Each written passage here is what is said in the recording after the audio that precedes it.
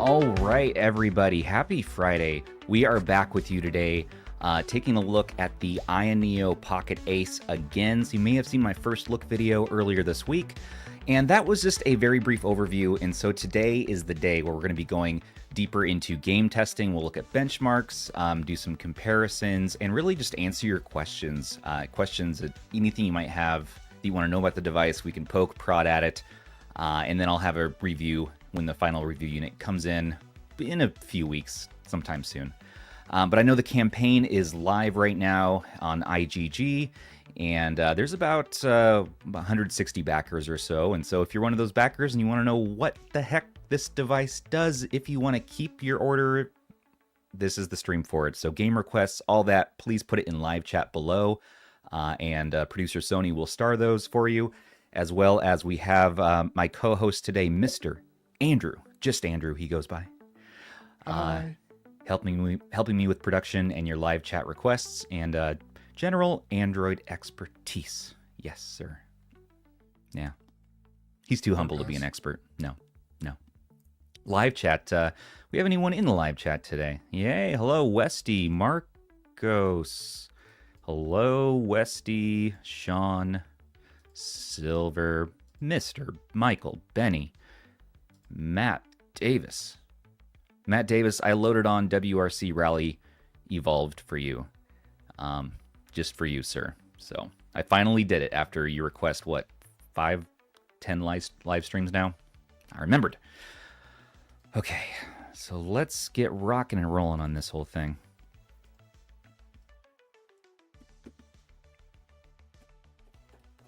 And if you didn't know, Tony Hawk's Pro Skater 3, not this one, 3 is Game of the Month in our Discord, so come check that out. There it is. Yeah, I started playing it last night for about maybe 30, 40 minutes. I started playing it on the actual PS2. There it is. I don't know, does it have a looping screen? It'll go back to footage soon. It'll be fun. I'm hooking up more consoles back there. Okay, you all want to see this thing, though. So here we go. I'm not going to really go over what I've already went over in the first look. That's a good primer for this live stream. It's in the description if you kind of want to see general stuff on this. Let me get... Oh, it has been a long week, my friend. Long week. But I'm excited to be here with you and everybody here to look at this stuff. So as far as what we have going on, that's very bright, huh? Let's get that down. It's just an IPS screen, right? It's an IPS screen, and last night there were concerns. There was Roland in our Discord brought over some Billy images where one of the test units had what looked like extreme light bleed, like the RG Cube, the first batch of RG Cube models, and so I went ahead last night and took a look at that. Let's turn the light off here, and I want to show you that to start with here. And it doesn't look like light bleed to me. It looks like just sort of angled reflections a bit, like funny, like the viewing angles aren't great or something. Here, take a look. Yeah, it's nothing. Either those pictures came from a bad unit, maybe, or they're just, I don't remember who replied, but somebody said that they have taken photos like that and had devices look like that with taking pictures with their phone. But I don't see anything. I don't see anything there. Yeah, it was like the camera was like catching something funny, but it definitely looked like light bleed at first, and so I understand oh no, what is this? And the KTR one, I suppose, had some funny things like that, and this might be the KTR one screen, and so, but so far I'm not seeing. There was just the slightest bit along the left panel, like we really want to get weird about it, but actually let me turn off. There's a little bit. You can see kind of a little bit, but it's not as bad as those pictures. Nowhere near as bad as those pictures were. I really, though, here, let's just do a true test here. One more restart. RH After Dark. To start the live stream. To start it out. You want to get nuts?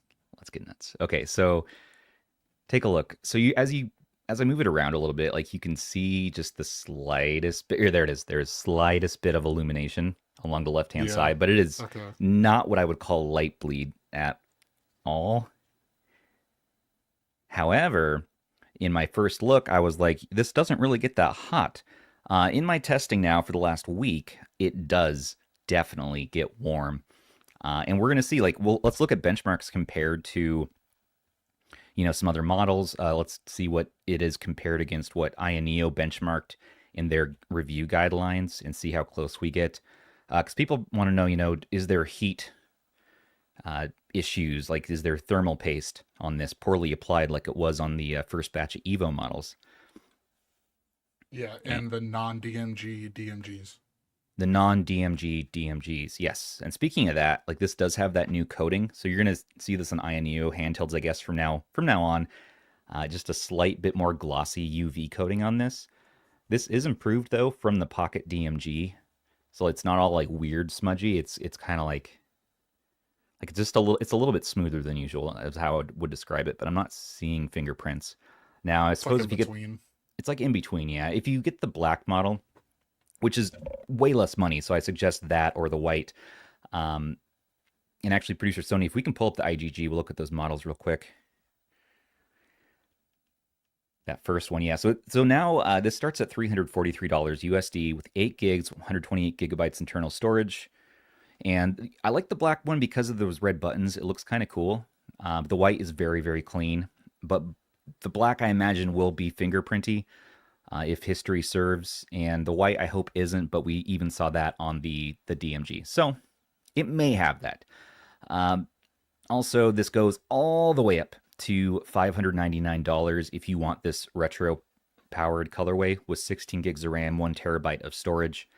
And this one, yeah, $600 early bird, and then if you wait to buy it retail later, it's going to be $699. $700. That is crazy for an Android handheld. Don't pay that much money. Plus, you're going to be looking at tariff costs on top of this, plus the shipping costs. So it is a big investment these days to order something direct from China, and unless the company is going to be eating the fees. You really want to be extra selective and really be sure that this is the handheld that you want with anything that you're buying right now. So with those considerations in mind, to summarize like what I think about this, it has been a really like interesting handheld. It's got that golden ratio, the 3:2 aspect ratio. While it does get warm, the fans keep it nice and cool.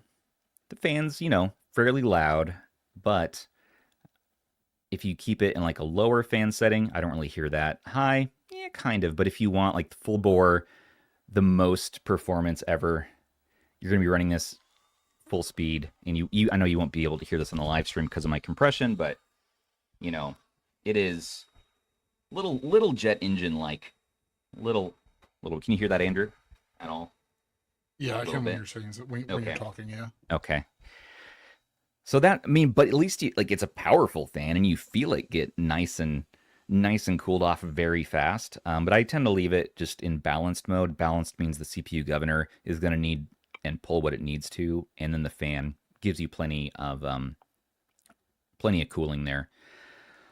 Also, other things since testing, since my video is I noticed that there's no headphone port. So people are like, why are you paying this much money for an Android handheld and there's no 3.5 audio out?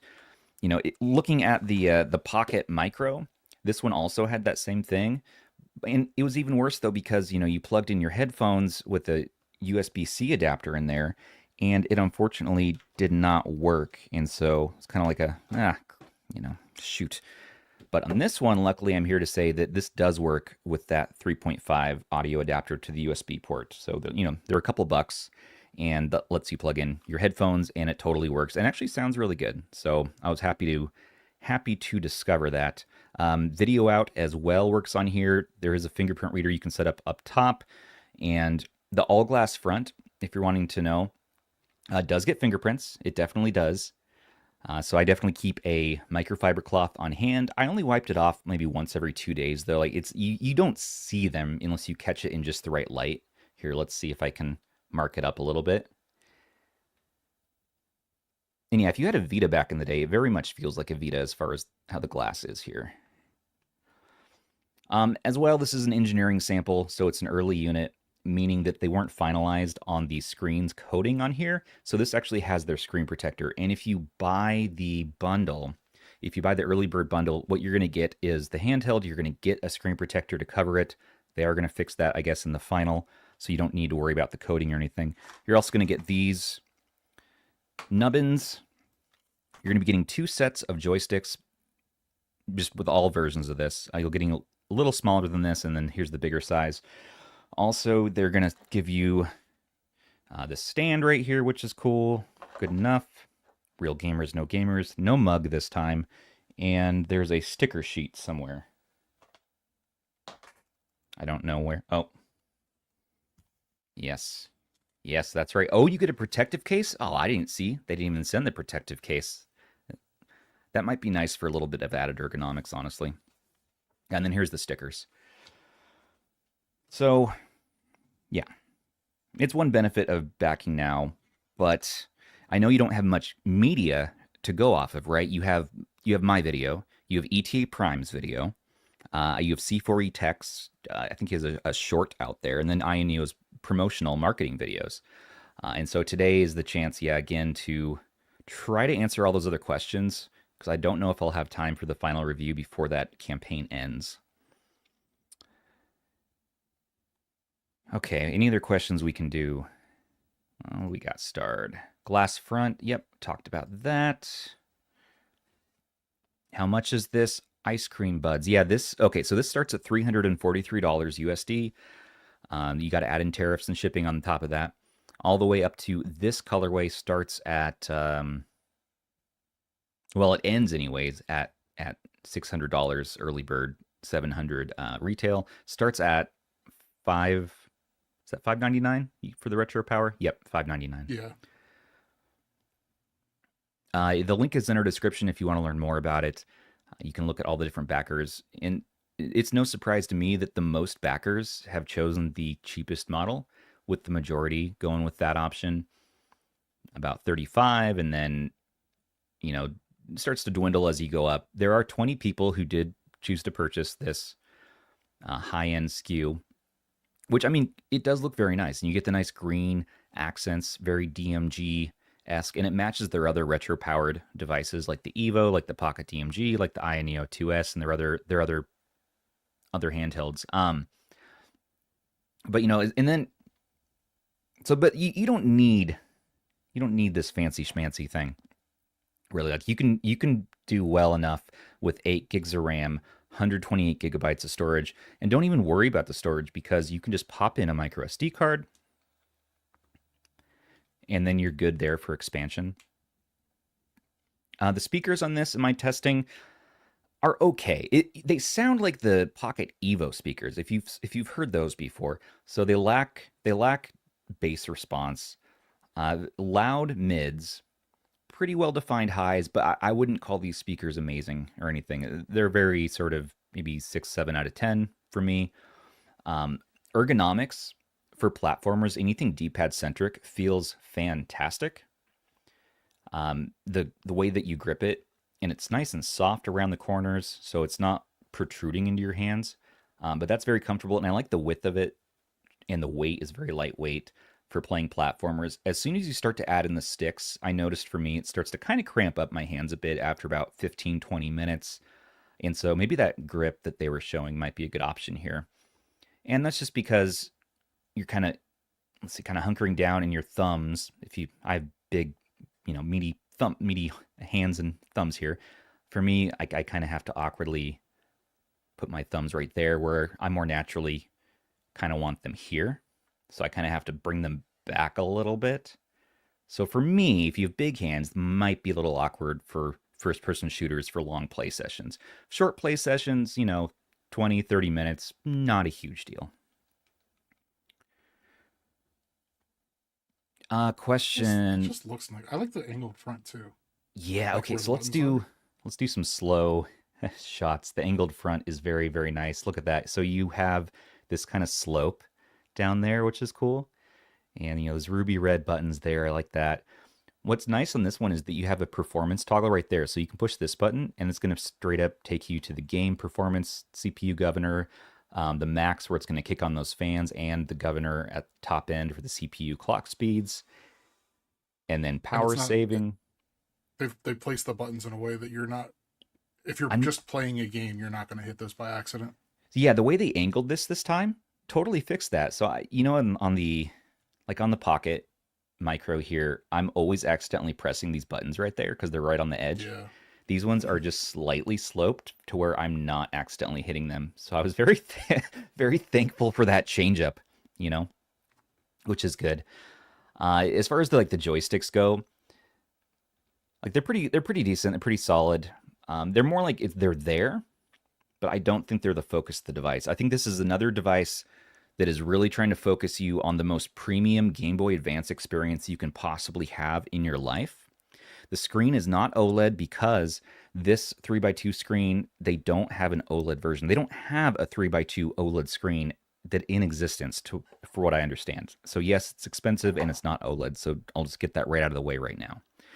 And Super Google Lee, thank you for your super chat. Would you prefer this to the Pocket Mini? Price wise, no. It does have a Snapdragon G3x Gen 2 though, so that is going to be just whizzing crazy speeds. You can play up to even some PS3 on this chipset. Wii U and Switch, and so power wise, absolutely get the lowest end version of this. I think it's worth the cost. For GBA, a focused GBA experience, I really do think this is going to suit most people better. Even the version without the sticks. If you just want to focus it on GBA, then you're nice. I mean, this is, a little bit sharper, digs into your palms if you're trying to do stick stuff. But if you're just focusing on Game Boy Advance and D-pad centric gaming, yep, you're going to be served very well. And this also has an IPS screen, and it's nice and vivid and bright.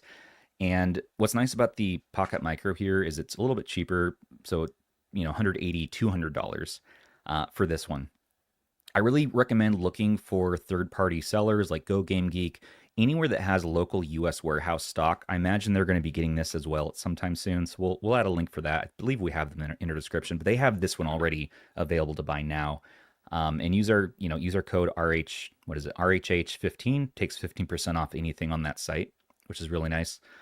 But yeah, this is a nice vivid screen as well, and I just had a joy, honestly, playing GBA on this. During my testing, and I have a final review coming. But yeah, awesome. Really do like that. This is probably my favorite of all of AYANEO's devices.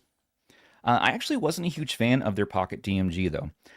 The stick was a little awkward for me, and that touchpad, it just did not do it. Did not do it for me. And so this, I think, and the Evo I really liked, very comfortable to hold.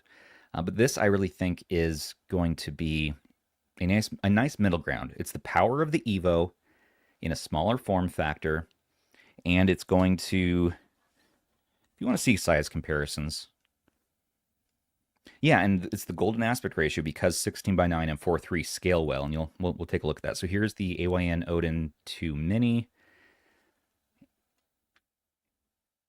and it's a very similar size to it. I think the Odin 2 Mini is just a little bit more comfortable. It has that Vita shape.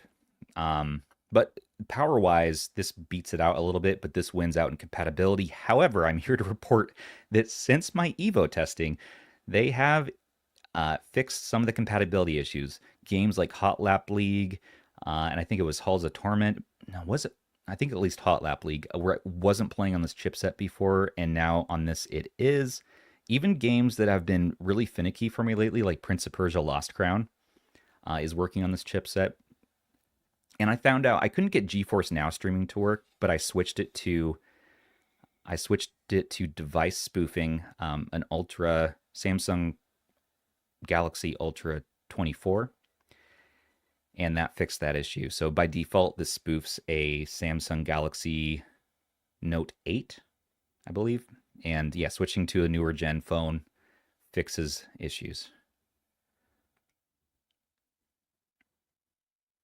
It's interesting that they picked the Note 8 out of the box. Yeah, I don't know why. That's I an guess old phone. it is. And so GeForce Now is like, absolutely not. Not in this town. You're not going to be doing this. And I was like, why? Right. You'll learn today. Yeah, and so I wondered, they were talking about that device spoofing in their guidelines. Like, I wonder if that'll fix it. And it totally did. Oh, come on, man. Can I skip all this? Maybe later, Ubisoft.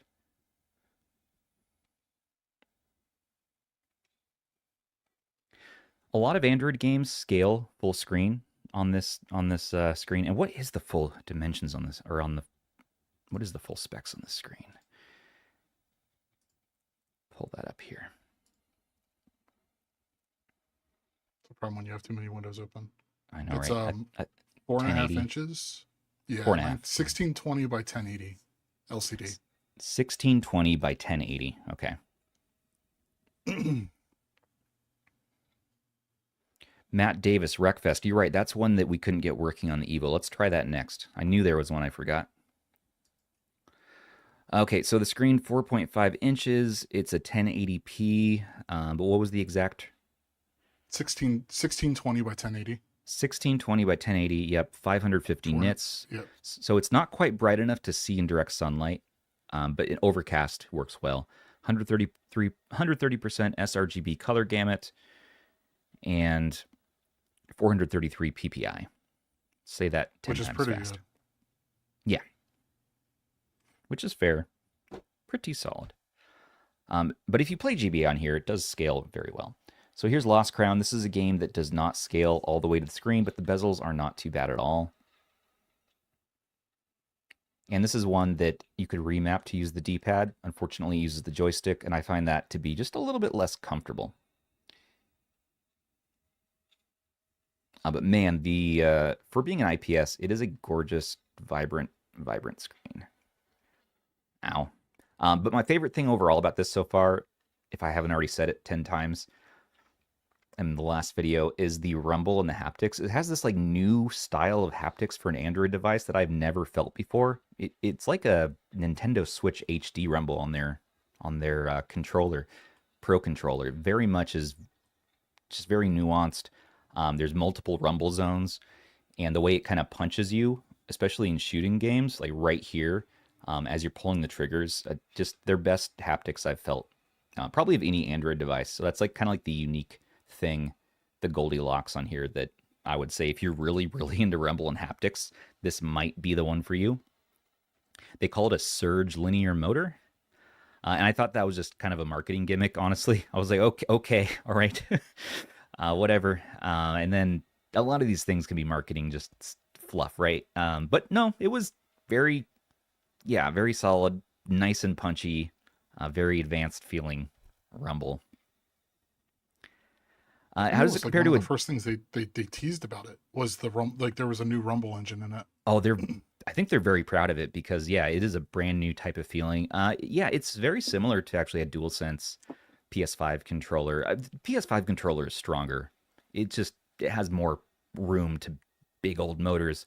But this is very much that sort of idea. It doesn't have as you pull the trigger, it's not going to give you different resistances of haptics or anything like that. But probably the best I've had on an Android device.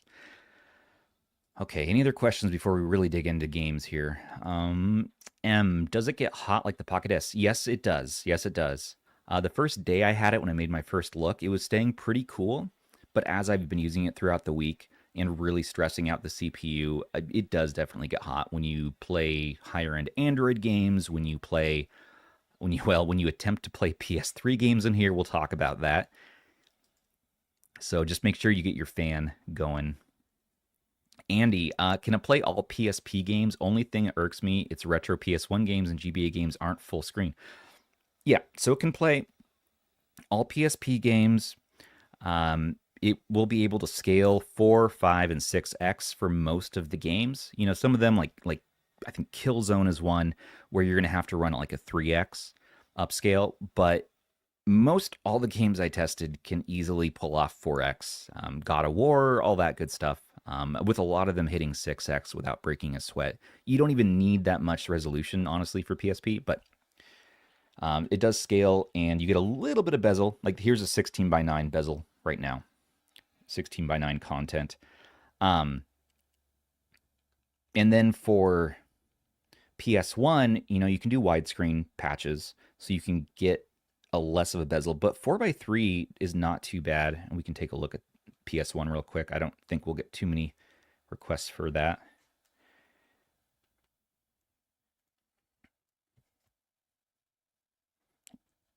If you want to look at the screen in comparison, I know it's not a like for like image, but so this is a mini LED here in the AYN Odin 2 Mini. The benefits of that is it gets very bright. This is one that you can use outdoors in sunlight, and you're going to be able to see it still. Downside is you have different lighting zones, so you get a little bit of, what do you call it, Andrew? What's that effect? Blooming. A little bit of blooming happening, and then you get some vignetting around the edges, which vinaigrette, most people doesn't seem to bother them too much. It's something I got used to, but yeah, different screens, IPS, mini LED, and then for instance here on the Ambernic RG Ambernic RG557, you have an OLED screen with its wonderful PWM flickering. And there is no flickering on these two. Bad, man. Lots of flickering on this one. Drives me nuts. It's a beautiful screen to my eyes, but the camera really doesn't like it. So, but otherwise, a lot of our reviewers on our team are really not enjoying this. But it is like the most comfortable ergonomic handheld that I have in my whole collection. They win there, but it's always something, right? We can never have everything we want in one handheld. There's always, that's why we have to own like 20 different things. Because I'm like, oh, well, this one does this good, this one does that good. And then RP5, if you're going to be playing a lot of PSP, Game Boy Advance, anything that you might want widescreen for, this really, at the $200 price point or so, $220, is going to be a very, very solid option too. And it's an OLED screen, which is nice. If you want like the nicest though, OLED, the big old honker here, this is a AYN Portal, AYN Odin 2 Portal, and this is 7 inches. I don't have the Pocket Evo right now, but that's also an OLED, by the way. So just a couple comparisons for you to take a look at.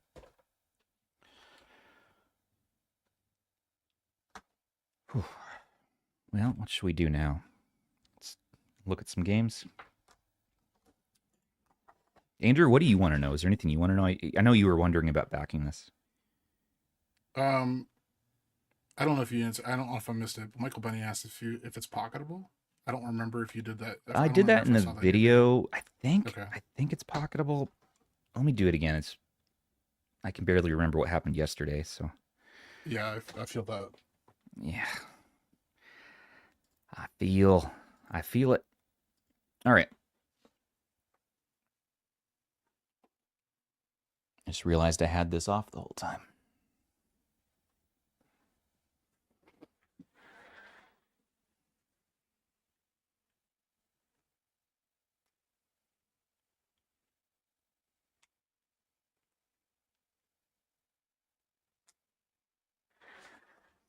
Yep. It's pocketable. The joysticks are going to catch on your pockets, so just be careful. Maybe put the smaller size joystick caps that they have. That'll help with that a bit. Or you could be joystickless. Put those in your other pocket. Easy slide in and out, huh? How about them? A bunch of people did that with the micros. Oh no. Yeah, but they're small and you'll lose them, so maybe not. Maybe not.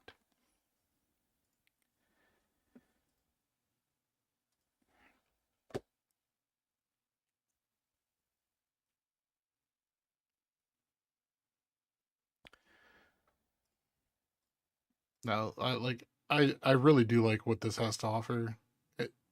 So I think I don't remember when it was, but we were talking with Rob about like I don't see the purpose in the Retroid the Pocket Mini.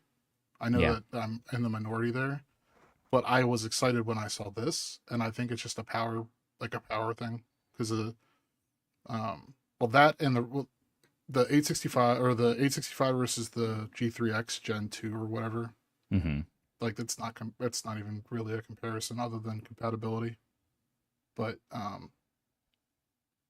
that retro, I love what AYANEO did with the colorway. Yeah. Yeah. It's very, I know like you love that retro colorway. Yeah, I do a lot. You're all about it. It's just a shame that it's the most. They only leave it for the most expensive models. I know they always lock this one out. It is the nicest looking, and it's the one I like the best too. But I am okay getting like the clean white version. Totally okay with that. Except for the Pocket DMG, that one's just a greasy, glossy. Yeah, that was bad. Oh, yeah, I was not a fan. So here's how 4x3 looks on the screen, by the way. Look at that. Such minimal bezels that I wouldn't even worry about doing a widescreen option. I think this looks probably better than having bars along the top and bottom, but really it's up to you. What's nice though, if you got the black one, the bezels are going to be a little bit more blended into the shell versus this where, yeah, you're going to see these bars. You can put overlays in there. Like you could probably color match this shell, put in a custom RetroArch overlay for the bezels on the left and on the right, or on the top and on the bottom, if you really wanted to go nuts. Yeah, I never even thought about that. I mean, for you any could. handheld. Yeah, right? I mean, that's just something that was a shower thought today. But I don't even mess with shaders. So like adding bezels and stuff. If it's there when I log in or like when I load something up the first time, cool. But like otherwise, I'm probably not going to mess with that too much. Yeah, I do not bother either. How's the lighting, by the way, for everybody? Does it look okay? That looks good to me. Cool. I don't think there's been any comments any comments about it yet. Cool. Idle Cheese did say stretch it though. You want me to stretch it? You do that hard stretch. Did I define? Yeah. Did I define hotkeys yet? I don't think so. Well.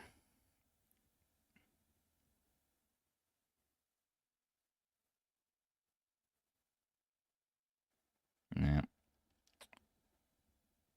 I just do like how it's compact. They hide that slope on the front hides a lot of the extra bezel. Yeah.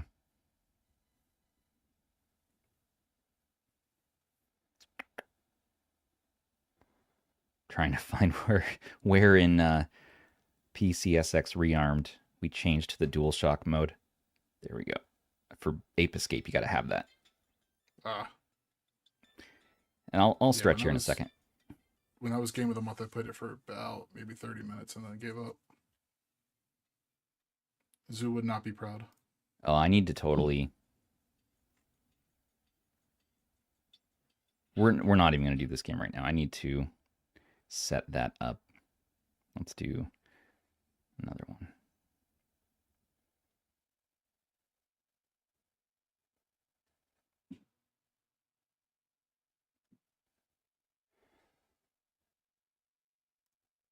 We're going to do my favorite game, Barbie Explorer.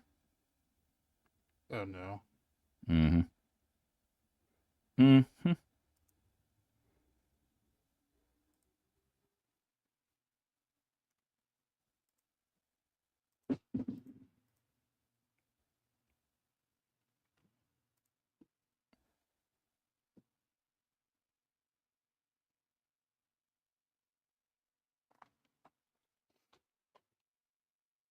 Okay, sorry. There we go.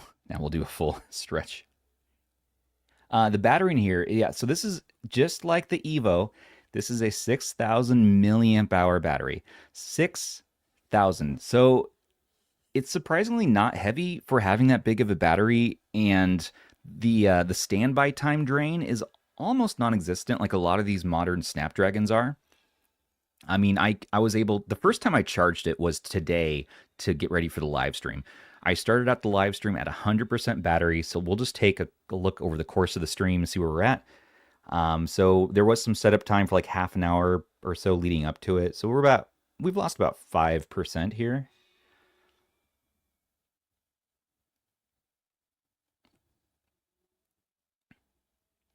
And yeah, Charlie, I think DuckStation is going to be your best bet if you want to have a really great PS1 experience. You can also do, retro achievements with that. It's going to have the cleanest upscaling and graphics options in the cheat system to like get 16:9 patches is great in DuckStation. For ease of setup for me, I often do just RetroArch. We don't feature a lot of PS1 these days. People always want to see, give me PS2, give me GameCube, give me Switch.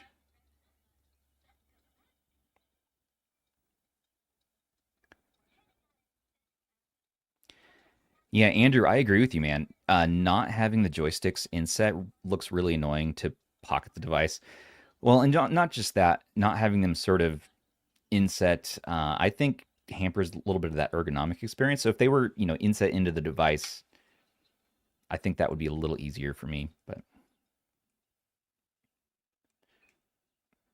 and maybe I'm being a little bit melodramatic about my experience with it, just because, again, we're so spoiled for choice. A lot of these ones do come with that inset option. I mean, they are bigger though than the little teeny tiny sticks you have on the RG557, but they're not perfect. I feel like we could have done a little bit inset on the sticks, and also even a little bit bigger would have been nice. But you do have full range of motion, and the D-pad pivot. Again, check out my first look if you want to learn more about the specifics of the button feel and what those are about. That feels good. The face buttons are clacky, but not as loud as like the RP Mini, but they feel good. All rubber membrane buttons here as Barbie rolls around. Very quiet clicks on L1 and R1, which I appreciate. And yeah, we have Hall triggers that are analog, and the sticks are Hall as well, by the way. Mikhail wants to know if you've got RP2S, and then Jason just asked if you've got a 505 to compare them. Hey, Jay, I don't have a 505 anymore. Although that one was pretty decent. It had the Vita screen. I liked it. But I do have an RP2S. Oh no, Barbie, no. Oh no. Okay, what's the jump button in this one? It must be square. Nope. It's been too long. I used to speed run parts of this game. It's been a while. Okay, circle. That's there we go. Wow. Oh, no. I didn't even know this game existed until you brought it up. It's basically Crash Bandicoot meets Tomb Raider meets Barbie. It's not the worst game, but it's kind of funny. Yeah, so here's what PS1 looks like stretched. Not too bad, right? Maybe Barbie's just a little bit thinner than normal, but she was already pretty thin. Oh, that actually looks, you can't hardly tell from looking through the screen that it's stretched. It's such a minor stretch, which is good. Yeah, it's not really doing too much. Speaking of which, everybody out there, if you're sitting down all day, just do some minor stretches. Just move that. I got to do some minor stretches. Keep my hands, my body nimble to do the live stream. Don't slouch. Sit up straight. Everything your mom told you. Okay. That's my problem, is I slouch too much. Me too. And I pay for it. Mm-hmm. All right, let's not embarrass myself anymore on this. Any other questions? Game requests, things we want to see? Win later. Well, I had Win later, but then I got a virus, and then I uninstalled Win later. But I haven't used it on this yet, no. It should work okay. But I'm not going to do it in today's stream. I think all of the forks and stuff have been updated, or at least the popular forks have been updated, removing that. Okay, now they're clean. I believe so. Don't quote me for sure, but I believe that's the case now. Okay. Yeah, retrospect. Win later has been updated. Does not having OLED bother you? No, it doesn't bother me. There's this whole thing about OLED these days. Just it's the deepest blacks, it's the nicest looking screen. There are some downsides to OLED which make me okay with devices not having it. Namely, being if you wear glasses, like us nerds on this stream, um, text is more readable and easier on your eyes on an IPS panel. And now, because it's such high resolution, it's teeny tiny text. So if this were an OLED, it would be teeny tiny text plus like that OLED glow you kind of see around text on your smartphone. So annoying. Exactly right. And so like IPS, I purposely bought an IPS laptop because I do so much text reading and things like that on the laptop, and the OLED was very distracting, difficult for my eyes. So there are reasons to go with IPS. That's one of them. But no, it doesn't bother me. Ideally for games, the most crisp, vibrant visuals, yes, OLED's going to be better, and they don't have the screen that exists for OLED. Also, OLED, you could say, is dimmer generally, so it's going to be not able to hit as high nits and brightness. Also, there's the burn-in thing, right? You leave it on for days, months, and you get some of that burn-in happening and some other issues. So there's really pros and cons with each screen type. IPS is so cheap these days that you see it on so many devices. You don't really see like TFT anymore, which is really good. And then mini LED is a nice new option too. So hope that answers the question. As far as the RP2S goes, I'll go get that. It's in the other room in a minute. I'm with Fred on the 120 hertz is more important to me. Yeah, right. And you can hit 120 hertz, easy peasy, on a IPS. So here's the systems we have today. I did try to be a madman and load on some PS3, but I'm having some... Oh, wait a minute. Maybe it's going to work this time. Loading these cache files took about an hour, and then it just went to a black screen, and I just waited. Oh, I think it's going to do it again. This isn't... Oh, wait. Oh, my God. Is PS3 going to work on this freaking thing today? This is a very early emulator. I don't think it's ready for prime time, and this is the first day I've ever even tried using it. So I had to... Andrew and Michaela from Team Retro were teaching me about it, and Rob, the Retro Tech Daddy. So they said Turtles Reshelled is a good one to use, and then Gradius 5 and Street Fighter 2 HD Turbo something. Hey, look at this, dude. That's awesome. Are we playing freaking PS3? Yeah, this man. Little 3x2 handheld. What kind of world is this? Dude, hey, Zoo, you super daddied your pants. Me too. And Jaden, can this do black frame insertion? I don't think so. Okay, this is immediately, I'm perked up now. Let's freaking go. Dude, that's incredible. That's crazy. Let's see if it crashes. I'm not even in like high performance. I'm just on the balanced performance mode. So let's see. Let's get on the performance overlay. I think it might have froze up. Oh no. Well, let's give it more power. Let's do max power. Oh, that was just the animation. Dude, all right, here we go. What in the world?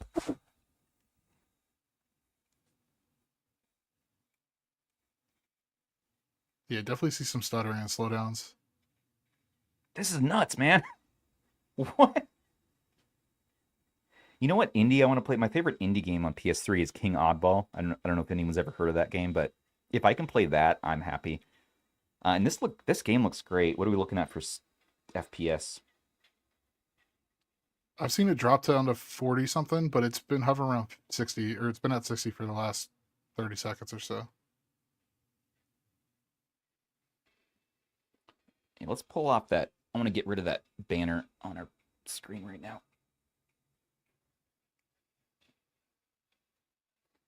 Producer Sony, could you mind removing the purchase link there? It's in the description if someone wants it, but there we go. Thank you. That's wild, dude. All right, now, like... We're playing PS3. The RP Mini could not play PS3. No, the RP Mini cannot play PS3, and the RP Mini is another good option usually for people. Yeah, I mean, you can't buy it right now anyway. They don't have any stock of them, You can't, but yeah. you can only get them. I have seen them cropping up a bit more Like lately on like in marketplace and stuff. you can't do PS3, I don't believe, at least not well on the RP5. Likewise on the Retroid Pocket Flip 2, awesome clamshell, is going to struggle with things that high end, but you should be able to do it, I believe, on the AYN Odin handhelds, Odin 2s. Yeah. Plus, you'll probably have a little bit better performance. I haven't tried it yet on the Flip 2. Oh, You'll probably have better performance with. Oh, there it oh, finally froze. froze. There Oh, we go. there we go. How If you put Rocknix on it, because Rocknix has PS3 and Xbox, no which way. you Okay. won't have on the Android side. Okay, yeah. I knew about Xbox, but I didn't realize that PS3 was workable on there. Yeah, I believe that's the case. Let me see if I can. How far are we into development for RPCS3 on Android, by the way? We're still in like early alpha, right? Oh yeah, like it's still technically, I think, pre-alpha. And this is last week's build. So I know there's a new one out today. Yeah, there have been a couple of builds since that one. Yeah, so PS3 is doable on here. And there's your bezels. Now I wonder if we can get some options going for this. Let's see, advanced settings. I don't remember. He might have added. So we can do 4x3 on that if we wanted. There is a 1080p option. I don't recommend. Frame limits. I just want to see if there's like a stretch option. I doubt that. I mean, I might be wrong, but I doubt that. It's probably not their first concern on this emulator. I'm just surprised there was a 4x3 option. Strange, right? Should we see what that looks like? I wonder if it's going to crash it. I didn't even realize you could play PS3 with that. It didn't even cross my mind until you said something earlier today. Like with that device specifically. That you could even do it as a thing? Yeah. There's save states on this already. Oh yeah, yeah. That's a fairly recent thing. Does this work? I believe so. I don't think you get a toast. That might be something that like a toast a pop-up notification letting you know, like confirming. That might be something in one of the newer builds. Look, you can just not. Look. You can stretch. There we go. Yeah. Sue's favorite. Look at this. We're stretching PS3. Dude, that's. Oh no. I need to sell my other kidney. Right. Well, I mean, so this means that you'll be able to do this on the Pocket S, on the Pocket Evo, and on the Pocket DMG as well. So, oh man, do an emulator show, a PS3 showcase with the DMG. With the DMG. With its. Oh, that'd be awful. But yeah, no, I mean, this is after the shaders and everything loaded now, and the cache is fully ready. I'm not feeling as much slowdown now. It's definitely seemed to stabilize out. It's only using 50% of the CPU. That's so cool. 50% of the CPU, 50% of the GPU or the RAM. Like it's not pushing it too hard. Now you are in max mode. But, yes, I am. But to get 60 FPS stretched 4x3 playing PS3 is absolutely wild. It was super wild. And it'll look like. Let's look at those pixels.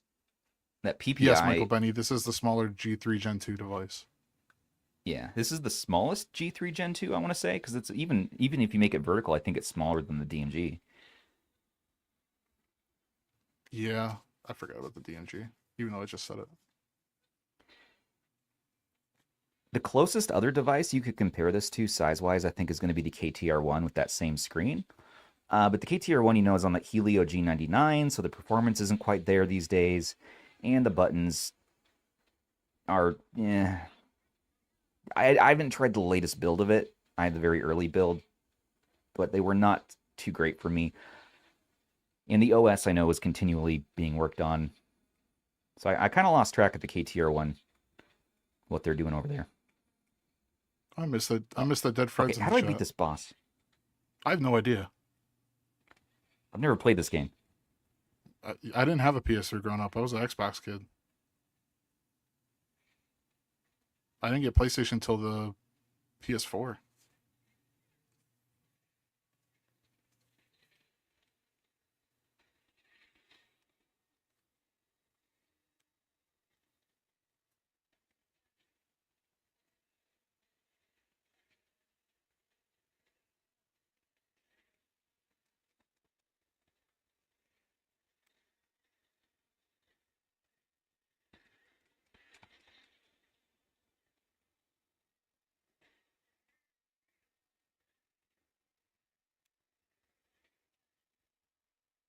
I'm gonna beat this boss, Andrew. But dude, I'm just impressed. You haven't dropped a frame.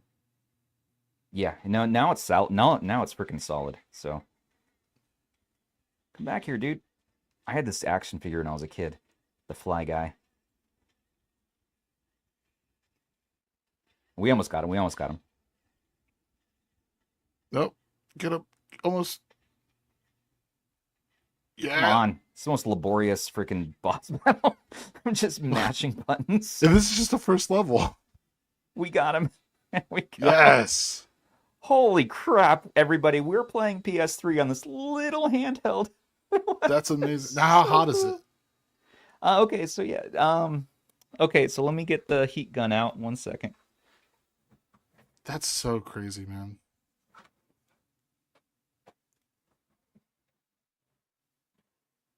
Where is my heat gun? Where'd it go?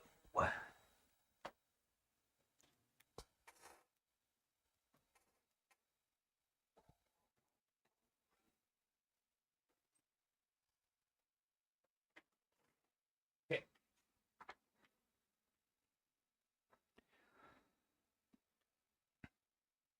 You just took us into the past, producer Sony. Okay, so 23 ambient temperature. On the screen, we're looking at a 35, almost 36 degrees Celsius. 30 Celsius on the sides. It doesn't really feel hot, and the fan is at max right now.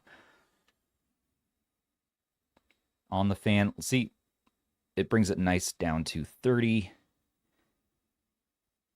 That seems like it's pretty good. Does Yeah. did it No. feel hot in the hands playing? No, not where you're gripping. I can feel it getting hot right around here. And of course, the screen is starting to get warm. And we saw right there, right? It's almost 35. But no, especially like, again, like where you're gripping. It's warm, but it's not uncomfortably hot. Like it's around, you know what it feels like to play the RG40XX, I think 40XXH, that one. Yeah. It's kind of like that level of warmth. Oh, okay. That's not bad at all then.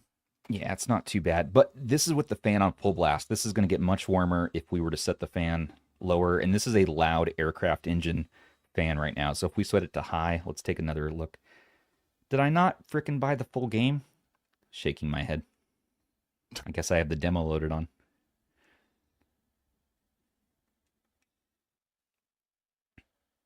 Yeah, so PS3 is looking good. It's running well, a 3D game even. So stay tuned for more testing because now I'm going to be making PS3 part of my review regimen. That is ridiculous. Ridiculous. Well, where do we go from there? I think that's it. I think we peaked. I think Yep. I think that's yeah. I don't know what to say. I don't didn't know think what it was to going to boot. I was surprised you even tried. Let's play some Android games. Zenless Zone Zero? Man, you have heard some like you've heard of a lot of games that I've never heard of on Android. Just like Android specific games. I had never heard of this either. This is coming directly from the audience who wanted to test some of these games. So I just started testing Zenless Zone Zero on a lot of devices. It's like a 20 gigabyte game. It takes Holy a ridiculous amount of resources and processing power. So it's just a good benchmarking game.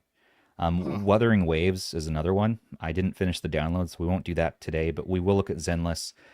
And we will look at... What's the other one? Wreckfest? Oh, yeah, let's try Wreckfest next. I just saw Matt jump back in and ask about it. For my birthday, I just got in a PS3. I went to town getting my favorite games, and here the whole frickin' time I had a PS3 sitting on my desk. Come on. Damn it. Yeah, but at the same time, I know. There's nothing like cool using... to be able to sit and... Yeah. I know. Just using a PS3. Yeah.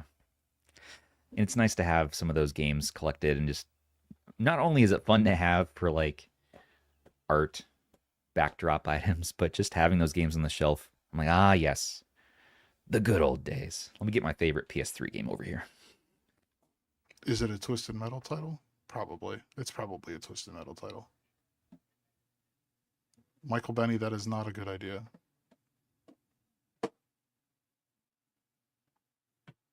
If you thought it was awkward silence before, there will definitely be some, because I don't know where shaders are either. This is an underrated hidden gem, this Battle Royale All-Star game with all the Sony characters. I really like it. Yeah. I don't know. And then Twisted Metal. This is not my favorite Twisted Metal, but it's the last one that we got, and it is very feature-filled. It's a lot of fun. So it's one I've gone back to. I was playing it the other day, actually, on my PS3. Yeah, when you took your headphones off, I had, like, not realizing that your headphones were off immediately. Yeah. I asked if it was a Twisted Metal game, and then I saw it. I looked up and saw your headphones were gone or on the table. I was like, it's probably a Twisted Metal game. It's probably going to be Twisted Metal. I mean, this is the one I played more of the two for sure. This one I actually played more on Vita. There's a cross-play option. It says it right there with Vita. So you could buy it for one. I think you would get it on both back in the day. Includes a downloadable version, yeah. And then you could, like, your saves were cross-compatible between systems. It was such a cool thing Sony was doing. Yeah, but nowadays you don't even own your games, let alone buy it once and play on multiple platforms. I know. I wish Sony needs to release a Vita 2. Make it like a PS5 companion, not the PlayStation Portal. That one's all right, but...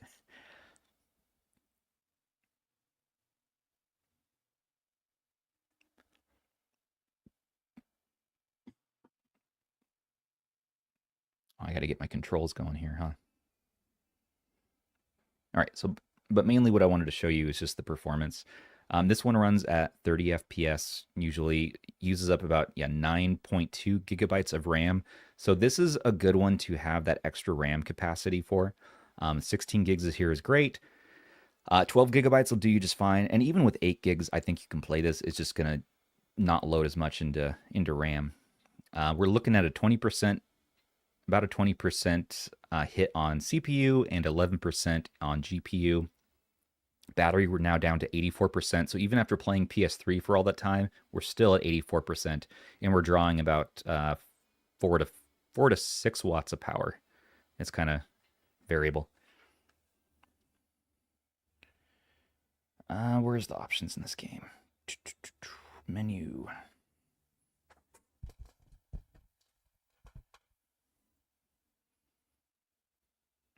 We're doing Wreckfest next, by the way. And is my mic clipping? I'm trying to get my volume up on my mic these days. Let me know, everybody. Does the voice sound better? Okay.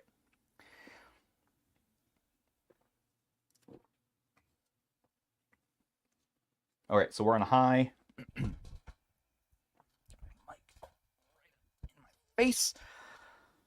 High graphics, rendering. Let's do high. It says it's going to overheat, but we want to overheat. Let's do it. Shadows, that looks good. FPS, can we do 60? Let's try 60. It's going to yell at me, but that's all right. Controller.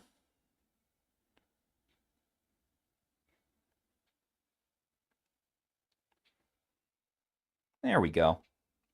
Okay, so now let's see what we're doing. So we're at 60 FPS in Zenless Zone 0.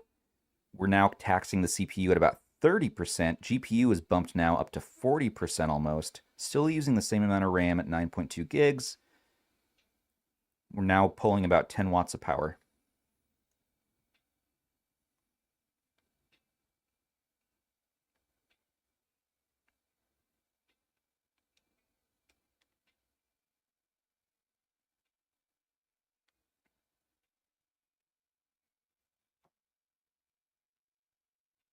That game looks really good. Oh yeah, this game's actually a lot of fun. It's really quirky, but Nothing wrong with quirky. yeah, it's a lot of the battle system's a lot of fun. I gotta actually find how to get to the battle system again. I gotta get out of town here. But yeah, we're hitting 60 FPS. It's actually not. It's definitely taxing it, but it's not. It's not hurting it. Let's go in the metro station. You can even see my dust specs. Let's get that off. Okay, so now I've been touching it for a while. Let's see if we have fingerprints. So here we go. Now you can see fingerprints. The coating around the glass, though, definitely minimizes them, but you can kind of see it there. Do you see that? Yeah, just a little bit. It's not bad, right? If this were the black colorway, you're going to see those fingerprints a lot easier. But this one is kind of the color of skin almost, and so it just hides it a lot more.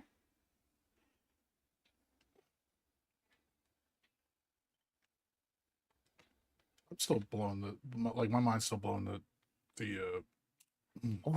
I should have brought more PS3 games today. I just didn't think that we would be doing it, and it wasn't working before the stream, so I was like, whatever, I give up, Right. And I just needed to wait longer for those PPU shaders to cache. That's just wild, man. Okay. Anyways, we'll play more of that maybe later. Let's get ourselves some Wreckfast, and I could use some breakfast. That would be good. Amen Pancakes for dinner. I don't eat pancakes. Aha. This app won't work for your device. So here's where we can go in and try to do that spoofing that I was talking about. So if you go into your iSpace settings, and no, that's not the settings I want. I want these settings. Device settings. Here we go. Go into your AYANEO system settings. Go into device spoofing, and here's where you can choose. So by default, it's that Samsung S8 Plus. S24 Ultra is what I'm spoofing now, and we can try another one like the Asus ROG phone to try to trick the app into working. And we can even disable spoofing. So is AYANEO the only company that includes that device spoofing out of the box? Yeah, the only one I've ever seen.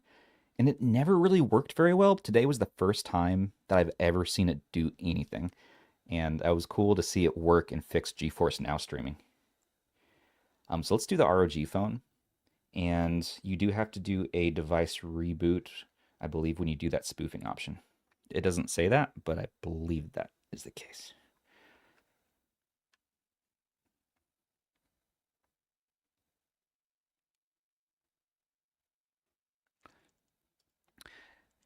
Ice cream. I know that PS3 has been playable on x86 handhelds and your PC and all that for a long, long time now. What I'm surprised at is it running on a Android handheld. That's what's surprising to me. I've never messed with it, and I know it's fairly new, so it's very exciting. But yeah, I've messed around with it plenty on like x86. It's always kind of a hassle because you have to make a virtual hard drive, and then you have 2 copies of these giant game files. I just don't mess with it too much. This on Android was a lot easier. You just have to wait for that cache to load, so it takes a while. Okay, so now that we're spoofing a ROG phone, let's see if we can pull up Wreckfest.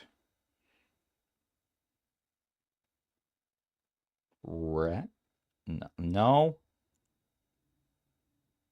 You can do it, I believe in you. My giant thumbs. And this app won't work for your device. So yeah, the spoofing is very hit or miss what it will help with. I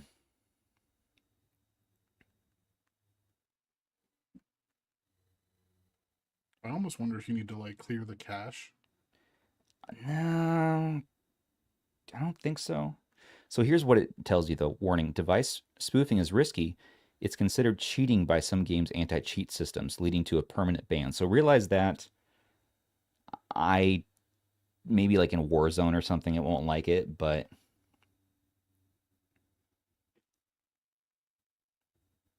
yeah, if you want to see streaming though while we're on it, now we'll learn if a reboot is needed because we're on the setting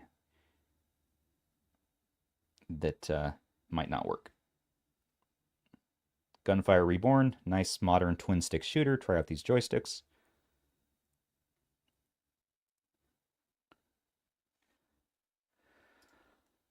Sato, they added thermal paste now to all the non-pre-order Evos, but it's expensive. Yeah, so it is expensive for sure. You know, you're looking at $500, $600, $700, more with the tariffs and shipping. But that first batch was really rough with the no thermal paste underneath. You'd get bad benchmarks. You would get overheating. This one feels about right. It's definitely not as warm as the Evo. I might not be the right person to give you the full disassembly for this today, but it's something we could look at. I really want Rob, the Richer Tech Dad, to get a good look at this. Maybe it's one I could even mail to him to give us a teardown and show you the proper, you know, take off that CPU and see what we're looking at for the paste. But it feels good. And today when we benchmark, we will see what that benchmark looks like because we know what we get on this chipset and we'll just compare. And that's just as good of an indicator to me.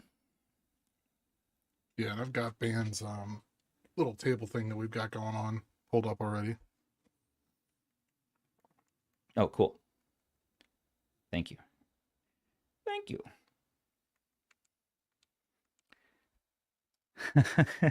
Dead Fred. Trying PS3 on my A527 E6 Max. Yes. Hey man, the 527 is cooking. I have that what is it? The Helagali? I have it around here somewhere. Where is that? Oh yeah. I love this thing. That thing $60. So cool. $60 with the potential to play GameCube. Isn't that crazy? Remember when we were like, what if we got a $100 device that plays GameCube? Now it's like, here is a $60 device with the right software anyways, that could run GameCube. The E6 Max by GameMT is a version of this chipset that has Android, and so Android, yeah, you just load on Dolphin and see what games work. This has Linux, and so it needs a little bit of love there. But it has a lot of power under the hood for this 527. This is the Heligali Action Pi. It looks like an RP 2 Plus with that indigo colorway. So far, this is just a very high quality handheld for $60. Yeah, more to come on that. I'll get the RP2S out, take a look as well. But it's in the other room, so give me a little bit. Maybe when I go get some more water. Okay.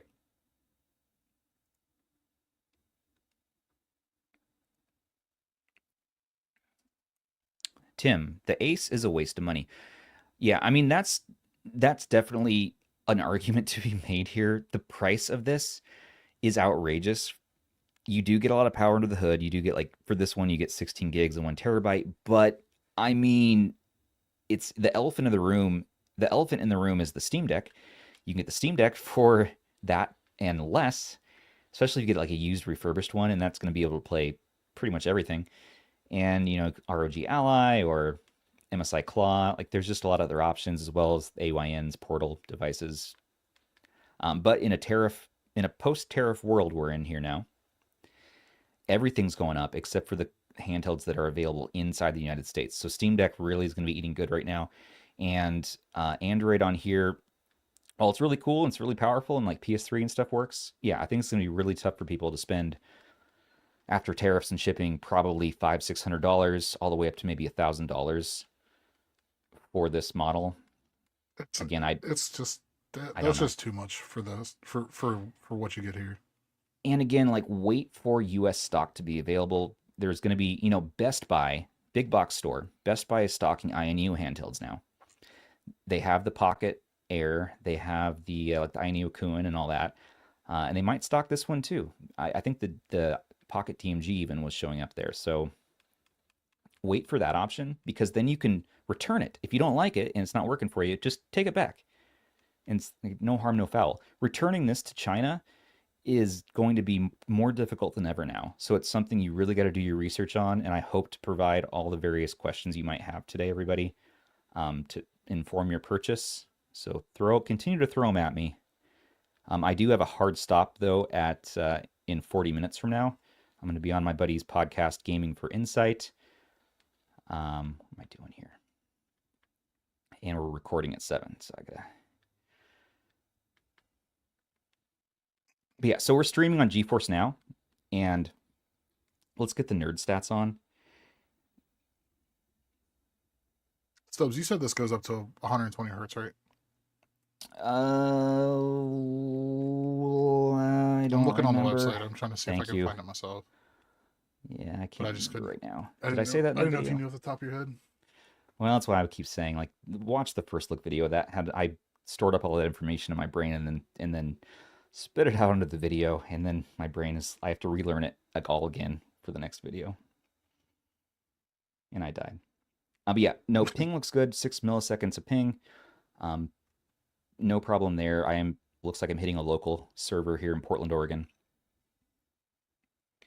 But yeah, GeForce Now, solid experience on there.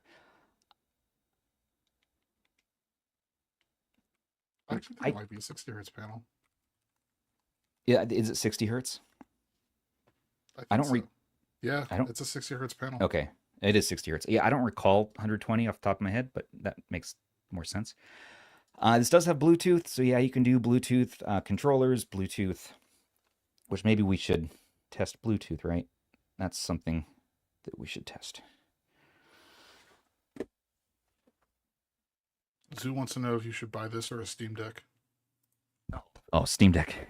Steam Deck. Yeah, come on. Zoo, you know better. Come on. I think this is a Baytong. What is this? That's stern but fair.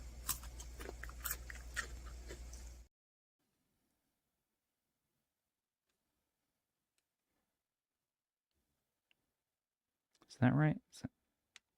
Okay. Sean TS, if it's mini LED. No, it's an IPS LCD panel. Mm-hmm. Yes, sir. And Michael Benny, I mean, you can play whatever you want to on a Steam Deck. Yes. It plays all of the things.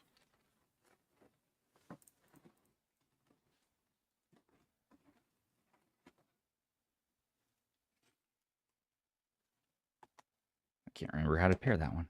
I've never used it. What is this one? 8BitDo. Ultimate 2C. 8BitDo? Yeah, that's a pretty cool color. I like that, I didn't right? realize I did the two-tone shell. Matches my desk. Okay, this one has a dedicated Bluetooth button.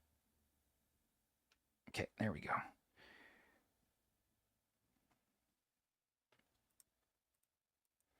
Get out of here, Baytong. This one should be able to pair too. I just haven't been using that one. I don't know how it works. Okay. Hey, Bluetooth works. Huzzah. Huzzah. Hey, now we could zoom in and you don't need to see my huge thumbs anymore. Okay.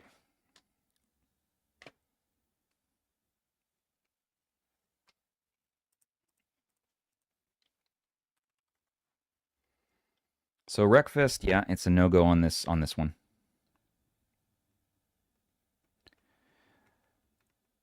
Any other Android you'd like to see? Dungeon Crawler, we could do some more Warzone, although that one wasn't in my first look. We can do maybe some Hot Lap League. Let's do Hot Lap League. Michael Benny wants you to play GPA and apply all of the shaders. Oh, you want shaders. You want all the shaders, don't you? Okay. What's Ban saying? I'm printing off some stupid handheld shell. Ban got some candy today. Oh. Well, hey, thanks, Michael Benny, for your super chat, sir. And your 16-month of membership. What game is this one? This is Hot Lap League, Rob the Retro Tech Dad's favorite video game. Ah. Hey. There we go. All right. Well, where's the... Is there a turbo button? You're asking the wrong person. I don't like how you press A and it restarts and it resets your car. That's frustrating. I just want to drift. That's what I'm looking for. There was the drift button. Okay.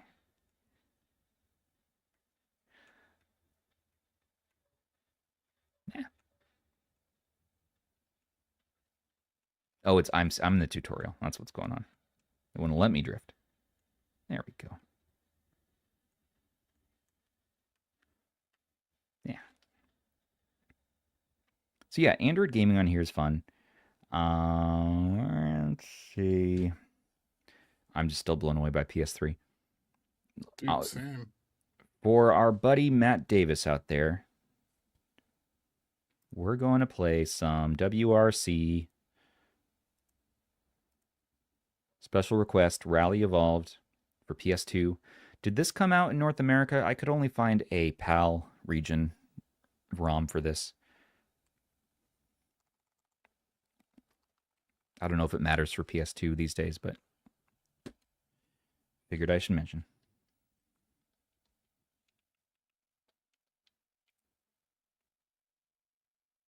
I'm looking it up now. AU and EU only. Aha, so that's why. And I have a save state ready, Matt Davis. Look at this. I was playing it earlier. It's actually pretty fun. Let me disconnect the controller. I don't need that anymore. But Bluetooth, we are a go. And if you have any other questions about like the Bluetooth, anything specific, we can take a peek.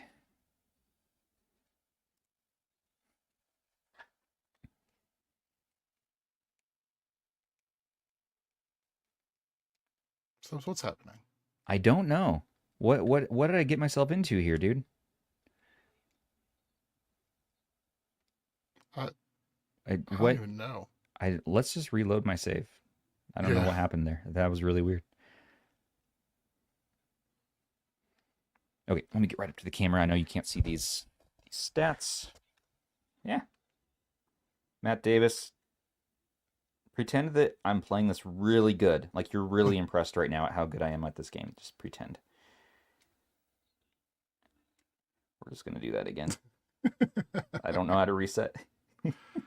But the rumble works. The rumble feels so good. These rally games, they always have that driver who tells you what to do. He's like, all right, turn left, turn right. I'm like, don't tell me what to do. I do what I want. Yeah, there's enough going on. There's enough going on in my life. I don't have time for that. I don't know if that effect in front of me is the fog effect not working correctly in the emulator, or if it's like my headlights. I'm not sure. But the rumble feels so good. So good. Michael Benny asks, how often do you use Bluetooth headphones with these devices? Almost never, except if I go on a trip, like a businessman trip. On the airplane, I'll usually use headphones. It's about the only time I ever use them. But I primarily use Bluetooth headphones, but with a little one running around the house all the time, I don't wear headphones very often anymore. I can go get a pair of Bluetooth headphones when I get the RP2S, and we can take a look at that.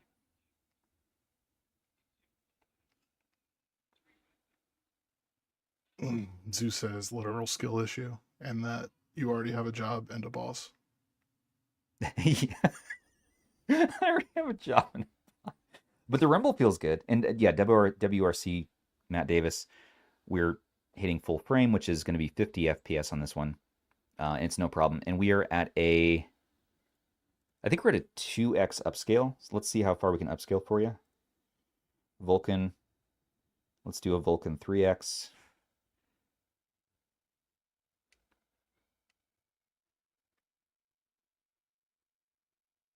I haven't seen it. It doesn't like me. Yeah, no frame drops. I think this is more of a skill issue, but I'm still seeing 50 frames. Pretty much locked. Yeah, locked there. Let's do what? 4x. We're hitting 4x.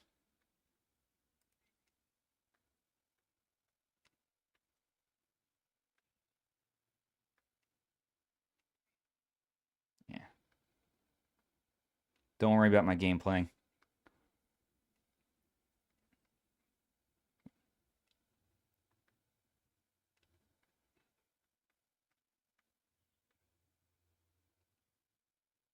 I wonder how high you can crank it. Probably Well, should we're use a different still phrase there.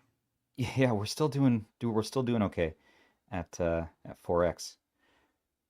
Let's go. Let's do 5x. You don't need to ever go this high on PS2 unless you want to dock this thing and play it on your TV. Maybe do some 4K.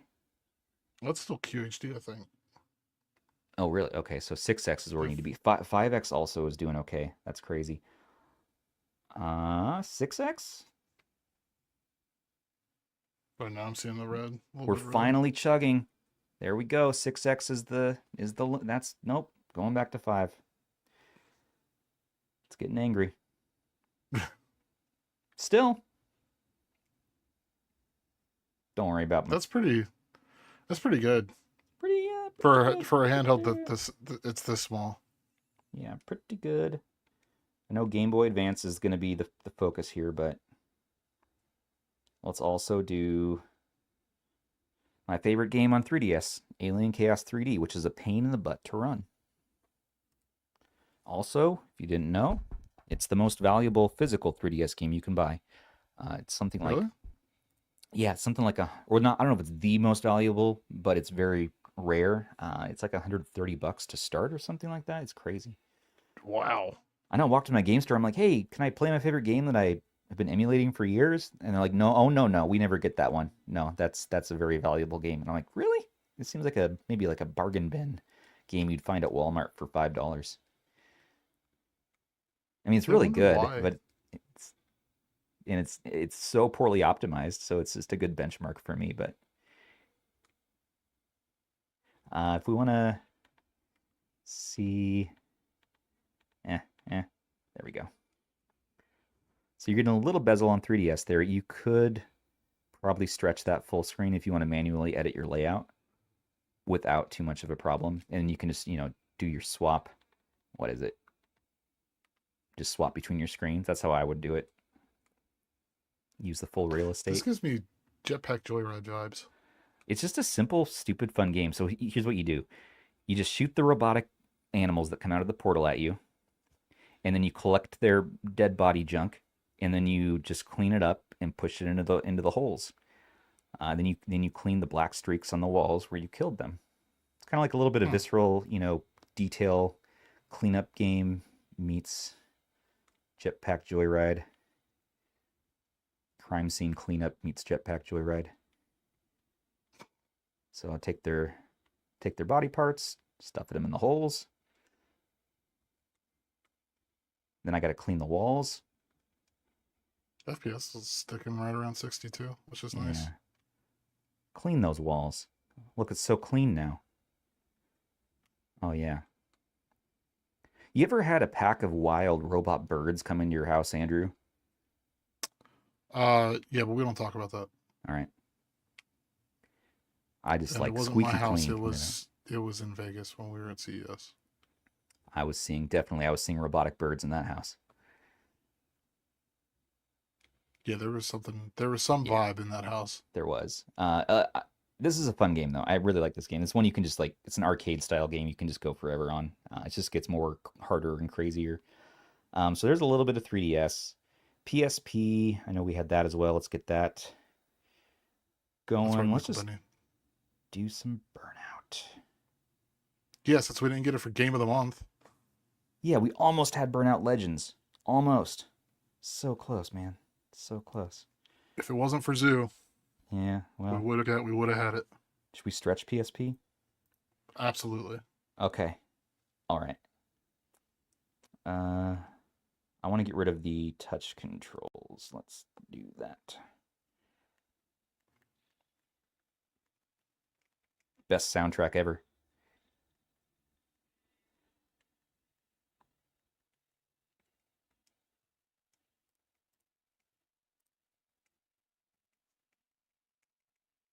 Let's go, let's go, let's go, let's go, let's go, let's go, let's go. All right. No, no. Where's the go button? There we go. Ban is shaking his head right now. Ban's always shaking his head at us. I know. Okay, so I think we're at a 3 or 4x right now. Let me go check. And I have no concerns about PSP. This is just, PSP these days runs fairly well on all these higher-end Androids without a problem. You can upscale for the most part. I really wouldn't spend much time worrying about this one. It should be able to play pretty much every we're at a 5x resolution on this one, so yeah. Doesn't really break a sweat. Matt Davis. Oh yeah, thanks. Yeah, no problem, man. Always happy to test games for you guys. WRC Rally Evolved. Yep. Spend a little bit of time on that. We could probably do 6x in this if you wanted to see.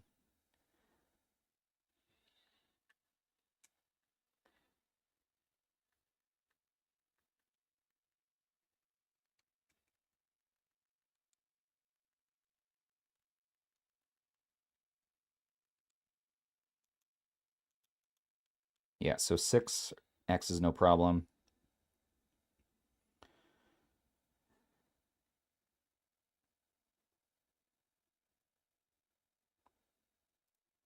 You have anything for the unnamed console? That one.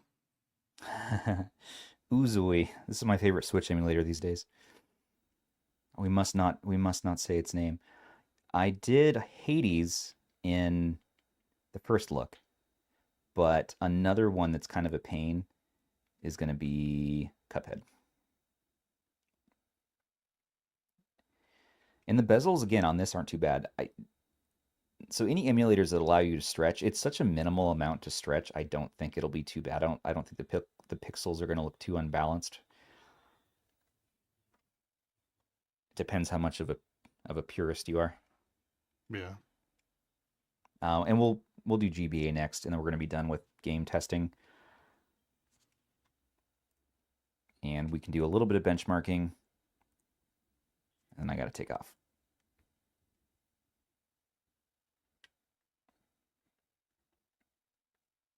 That doesn't really look all that comfortable. Huh? Like, if the way you're holding it doesn't look all that comfortable. Oh yeah, let me like, relax. Because you have to offset your...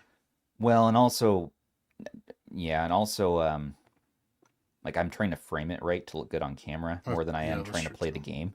So let me relax a little bit with my grip. How would I play this? I'll probably be okay, right like that. So if you're doing D-pad, this feels really good. It's like your standard, everyday carry kind of feeling, D-pad centric horizontal handheld. When you add in the stick is not fun for my thumbs. I do not like that. That starts to get uncomfortable. D-pad, this feels great. This feels good. I kind of hold it like that. I like that your fingers can comfortably rest underneath the notch right there. Yeah. Which is good. We're running in docked mode, by the way, so this is going to be 1080p on here.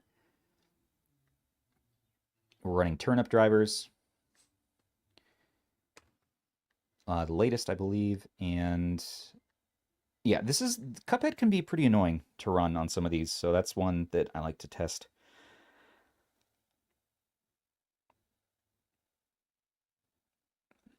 And yeah, someone was saying Odin 2 Mini in chat.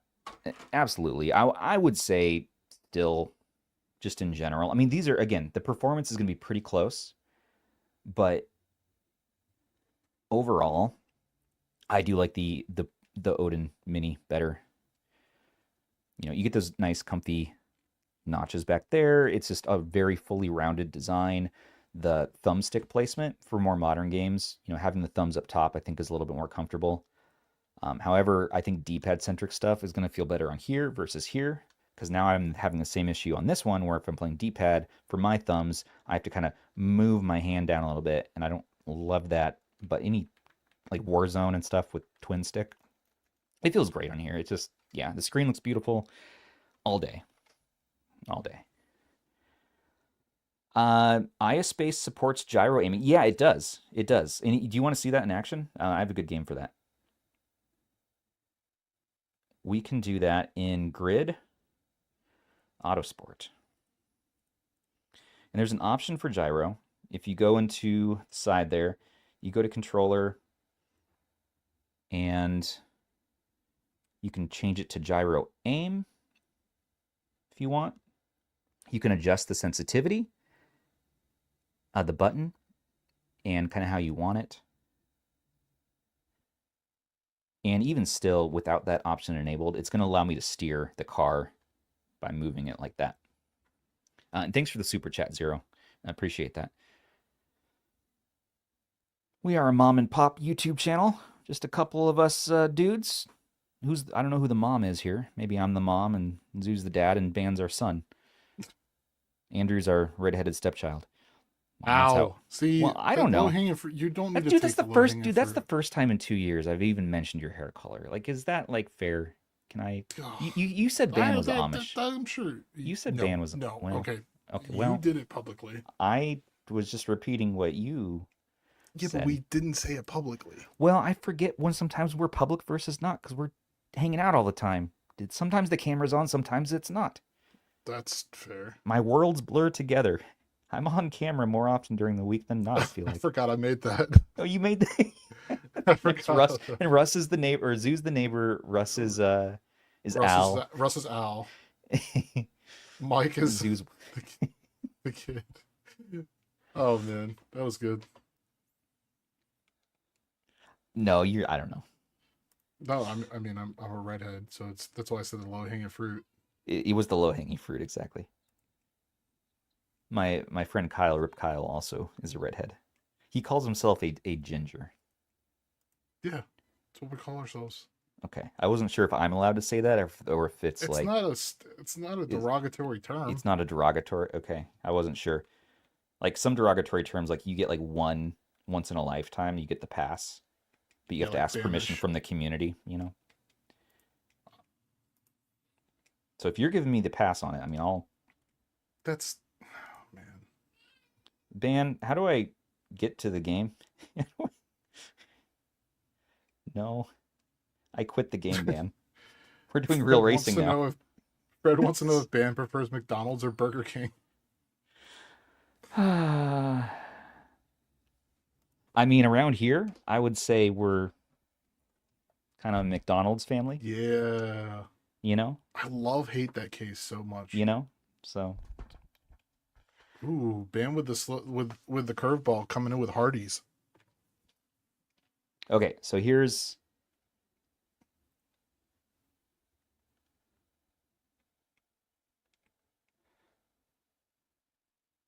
So as you can turn around, look with the gyro, you can control. I think right now it's just set just to change the view. So I wonder, does this change? I don't play games with the gyro too much. I think it was working better in that other game. Grid.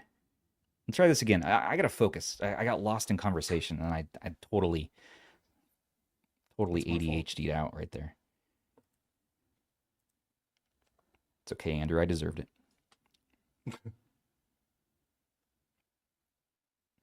We got to make sure we have time for benchmarking. So after this, we're doing GBA benchmarking, and then we're leaving. And any testing that I missed, I will include in the final video.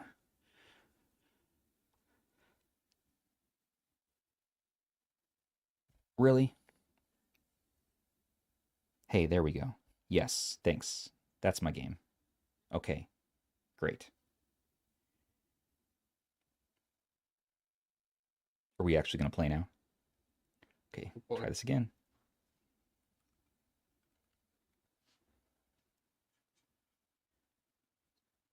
Why can't I? Why? I'm not paying. No, I'm not paying that. Where's just like just a regular? Okay, like is there no content in this game? I was playing this game earlier. You done goof something up. Okay, well the gyro works is the point I was making.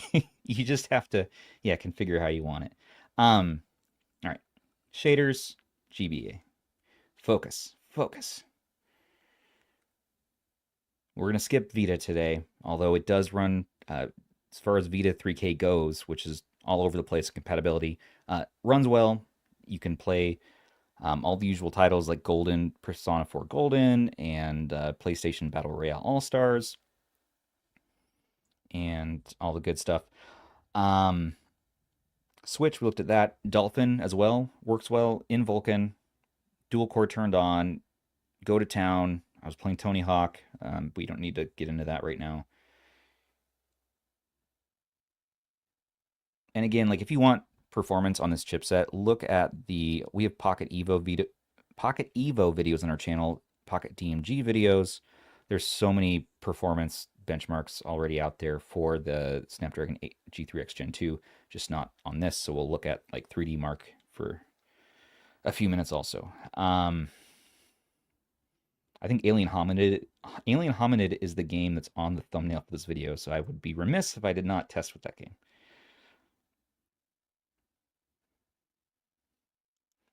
And guess what, everybody? You taught me about your shaders and what you like with shaders, right? So I'm going to do the ones you like, and GLSL, and we want handheld, right? And then you like grid 3x, LCD 3x. Is that the one? Let's do it. I'm learning.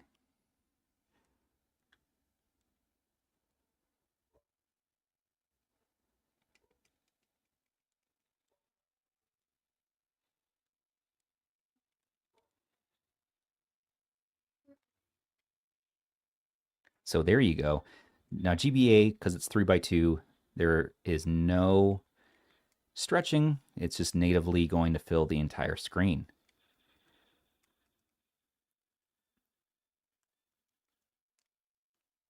Looks really good though, but I mean, I expect it to.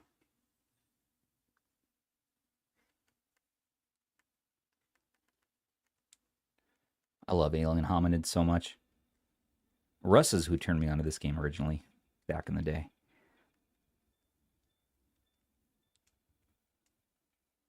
I thank you, Michael Bay. I am, I've just avoided shader. I just don't use them, But I actually started to now. I'm starting to use them, especially on the Retroid Pocket Classic.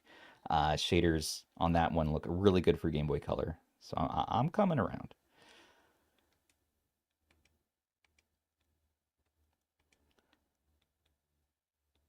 Very proud of myself for figuring out where the shaders are located. Crash Nitro Kart, I guess. Fast forward.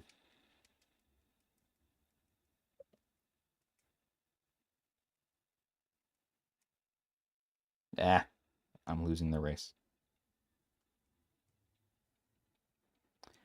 It doesn't. You're going to set up your shaders, so they stay between games, but so we'll have to go back in here, load them on.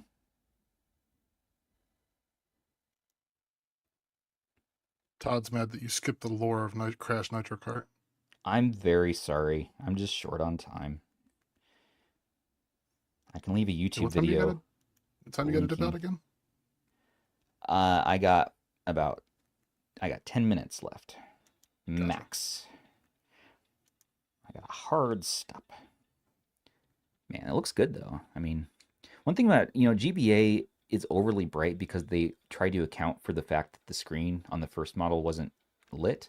And it's just a darker panel even when they did start to do backlighting. And so a lot of these games account for that, and so they're just too bright and they're washed out when you play them in modern emulators. And so I get the use of the shaders, especially for that,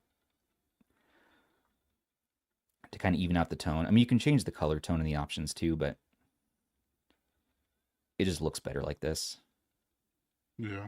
You're losing the crisp pixels, but you are gaining a more balanced kind of look to everything. But that's what makes this stuff amazing, is that you can do it. You can add play more. the games the way you want to play them. Yeah, absolutely. Last questions I see starred here. John Doe. It's a good name. How does this compare to the AYN Odin 2 aside from the pocketable size? Well, you know, AYN Odin 2, I don't have the base Odin 2 here. I actually have one on the way from AYN for an upcoming video, but Snapdragon 8 Gen 2 in here, better compatibility. You can run Rocknix on this. You can run Linux, so meaning you can do PS3 on there and Xbox. You can do PS3 on here now too, which is incredible. But Android game compatibility is going to be better on here. In general, any of the Odins, and there's just a trade-off, right? Like, and also AYN, I would say they just have a little bit better track record for quality control. I just trust their quality a bit more. It's a little hit or miss with AYANEO, especially these early batches. You know, but the early batches are when you get the best prices. So it's kind of this impossible situation that's really, really frustrating. So you're going to be paying, you wait to get a QA'd, you know, device that's going to be the best it can be, but you're going to be paying just a lot more money. So you're kind of just shooting in the dark. So a lot of people who buy AYANEO devices do buy them during the pre-order phase to get them for cheap, and then they kind of live with the issues, or they send them in for repair. But again, in this tariff world we're living in, it's just going to get crazier and crazier. So just, again, be very selective. Watch every review video you can on any of these handhelds, I'd suggest, because one reviewer isn't going to be able to cover everything. I would say Russ gets very close, but there's going to be just little things, and so it's just good to get like holistic view of everything. Just take everyone's opinion, combine it, and see if it's for you. I usually cover very limited stuff in my first looks, and then these live streams, I kind of just go in depth. And the final thoughts video takes me like sometimes months to put together, because for me, I need those months to really get a final thought on these things. Sometimes a few weeks. Okay, that's GBA. I'm gonna start the benchmarking app, and I'm gonna go get the RP2S because I know we wanted to see that. Bluetooth headphones, we can try that. I don't think we're gonna have time for all that, Stubbs. I would just grab the 2S real quick. All right, we're gonna do Geekbench for CPU, and we're gonna do 3D Mark Wildlife Extreme for GPU, and we're gonna compare to the screenshots you have. If you guys can get those ready, I'm gonna get some water and be right back.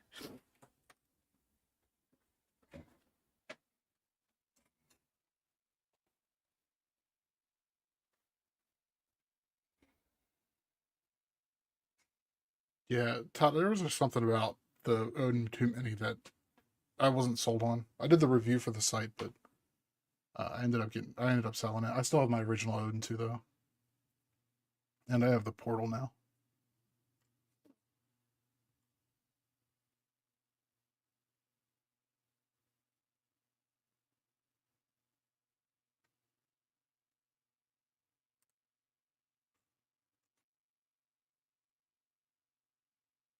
Sorry guys, I'm just looking through all the comments, see if there's anything we missed. Well, Stubbs goes get some water and the RP2S, and probably Bluetooth headphones, because that's what he's going to do.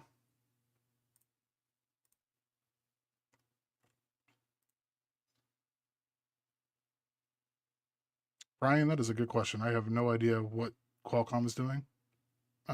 Like with the G3 series, they dropped the X with the Gen 3 for no apparent reason.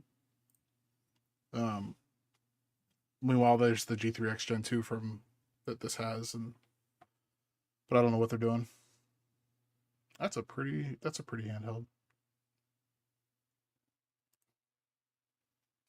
All right. Tim C. AYN Odin 2 Portal versus Odin 2 versus AYANEO Pocket Evo. Which one to get? I actually have a comparison video for that exact question. It's on our channel. It's called, it's called Odin 2 Portal versus AYANEO Pocket Evo. And check that out. I go very in-depth into that question. But too long didn't read. I think the Odin 2 Portal, honestly, is what I go with. But the ergonomics and the sticks are so much better on the Evo. So again, it's going to be kind of a subjective thing. Good question. Thank you. A certain mysterious virtuoso. Hey, Stubbs, is this bigger than the Anbernic RG35XX-H? Oh, man. I could have gotten that while I was up. It is bigger, yeah. This device, the O30S, is kind of a similar size to the 35XX-H. I like that shell. The orange Me shell. too, right? A little like peach tea shell. But yeah, it is going to be bigger. It's going to be both wider and maybe it's a similar height. I do have one of those. It's just, yeah, I got to dig through a pile of handhelds to get to it.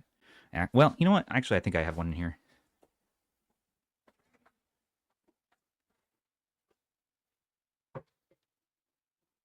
No, Ben, it's not 10 o'clock yet. Sorry, 9 o'clock. Whatever time it is. Aha. What do you look at this?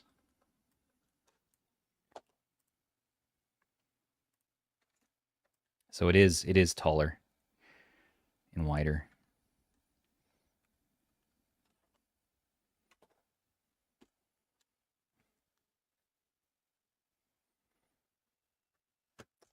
Did Geekbench just freaking close? Let's see. There we go. Canceling benchmarks.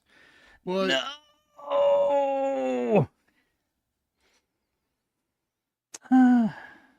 All right. Try and see if it'll get done before you gotta go. I don't think it'll be done. It's all right. Let me do my. It froze up though. Let me do my wrap up talk while this is going. I can never do everything. This is why these live streams go, 3 hours usually. The buttons, by the way, are at the same loudness as the RP2S, and I would say that this is a little more comfy. RP2S though is going to be a little bit lighter weight, and the screen's definitely better on here. Let's Bluetooth real quick.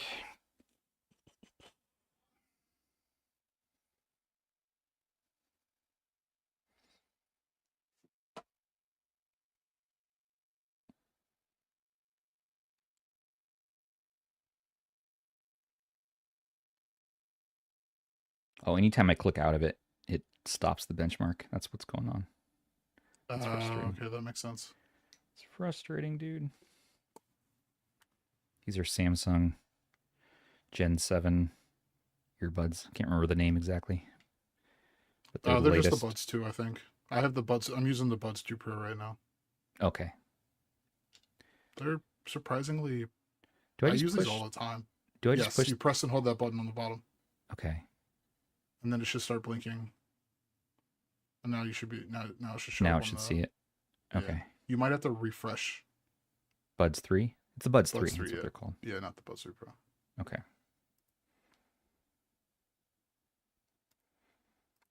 Peter's Buds 3. Yeah, if you didn't know, my real life name is Peter. Isn't that crazy? But my mom named me Stubbs. That's what's on the birth certificate. All right, let's try these out.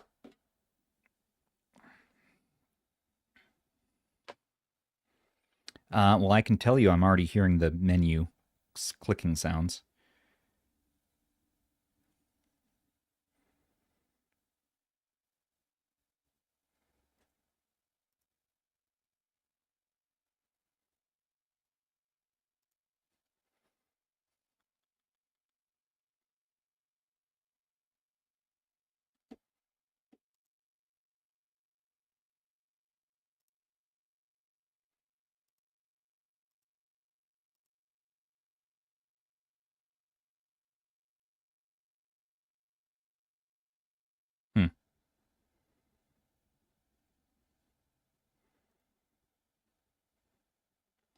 That's odd. What? It's not working. I wasn't hearing the menu clicking sounds. I was just hearing the sounds of the Buds 3 turning on. No, it's not working. Are we surprised? Huh. Wasn't there an issue with Bluetooth earbuds on the previous models? Yeah, but I thought they fixed that in software. Oh, with a software patch. Yeah, so far. Yeah, let me again double check, but let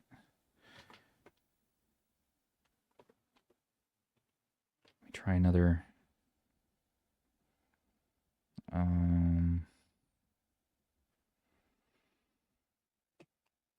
What am I doing here? What am I doing?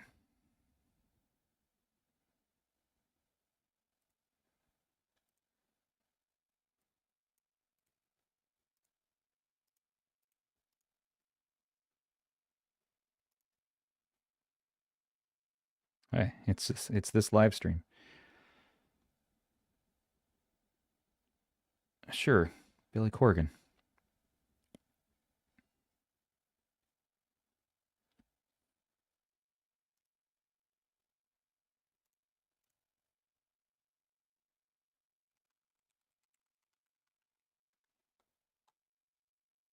Sure, Bridge Race. Oh no, It's a game. there's games on YouTube. Yes. No, okay. Let's triple check this. Yeah, I'm not getting any response. Okay, so more to come on that. For whatever reason, yeah, the Bluetooth buds are not working.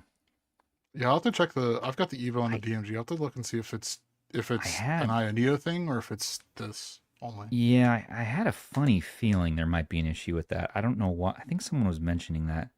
It's something. Okay, I got to test Bluetooth earbuds more with these handhelds. That's something I need to start doing. That's no good. Don't love that. But when I use headphones, I usually, especially around the house, I'll just use the wired ones. But yeah, that's kind of a dumb thing. I'm going to do this one more time.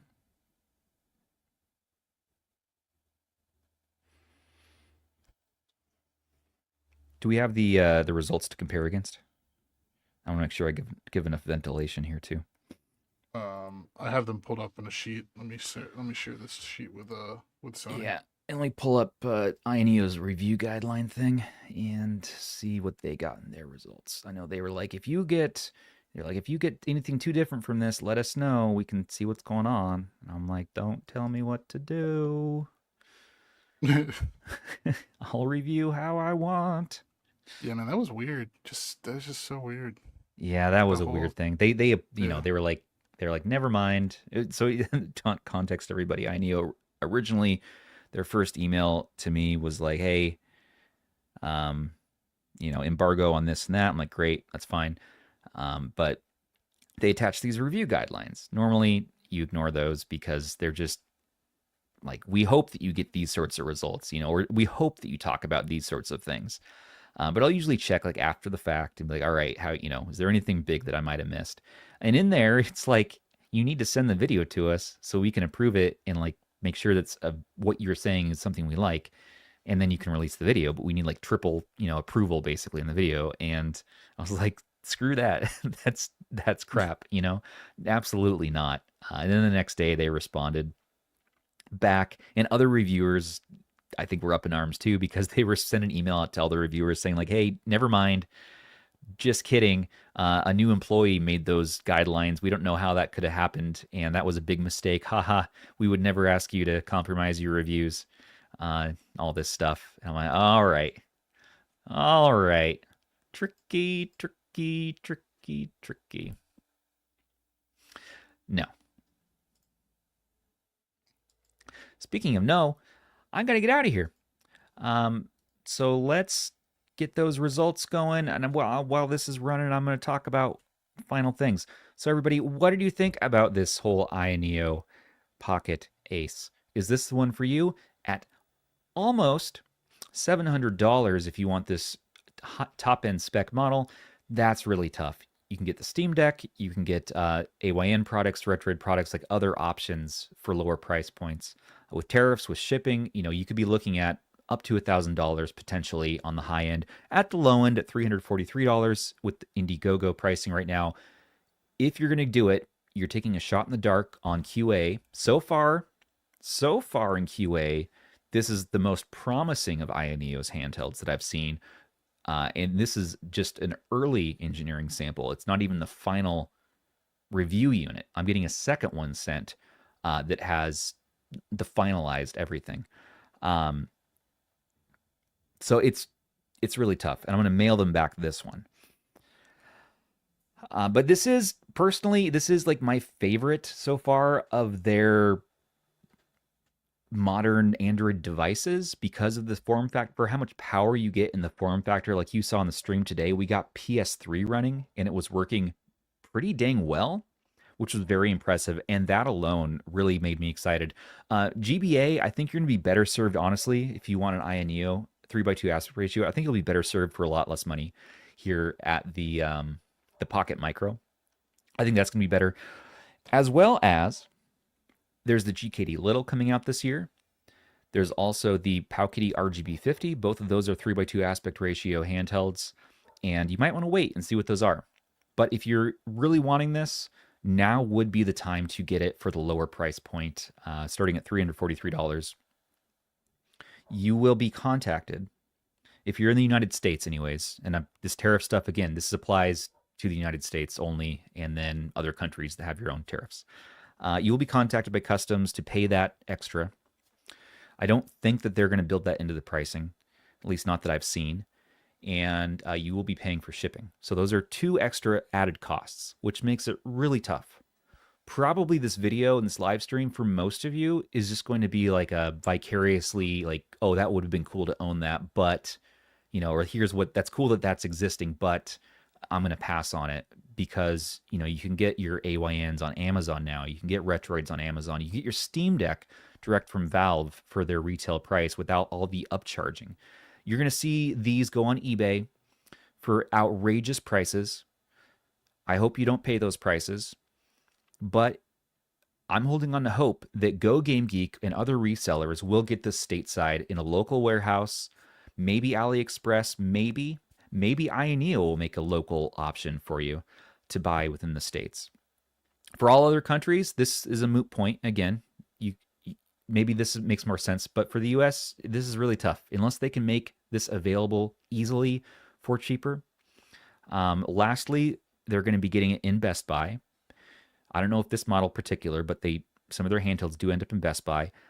They're upcharged, you know, so your tariffs, your shipping, that's all built into that pricing, but at least you can return it very easily if there's any issues. So maybe hold out for that. Having said all that, if you really want this right now and get yourself in line, it's in the description below. Go to the IGG campaign, see what's right for you. Get the white model or the black model. Retro Power starts at $599. Yeah. But yeah, this is probably my favorite of their little 8 Snapdragon G3x Gen 2 devices out of the Pocket S, the Evo, and the DMG. This so far is the one that I'm coming away with like, oh, there's really not, for me anyways, there's not like really gotchas or issues that are concerning me. But still, for GBA, I think this Pocket Micro and other options will be just a little bit better. You could even do the Powkiddy V10. Even this isn't cheap because of tariffs now, but you know, under $100, the V10, it's pretty cool. It's pretty neat. Or like an old Anbernic RG351P. Yeah, that's it. Another 3x2 device. But let me know your thoughts. That's all for us today. Unfortunately, benchmarking is just not going to be done in time, so I'm going to have to share it check out the results in the pinned comment in this live stream when they're done. It's only at 33%, and I gotta run, and I'm so sorry. So stay tuned for the final video for the benchmarking, and I'll again post my results in the pinned comment. Tech Dweeb, good time for this Canadian to open his own handle. Yes, there is such a business opportunity for importing and then sending to us here in the United States. Absolutely, there is a hole to be filled there.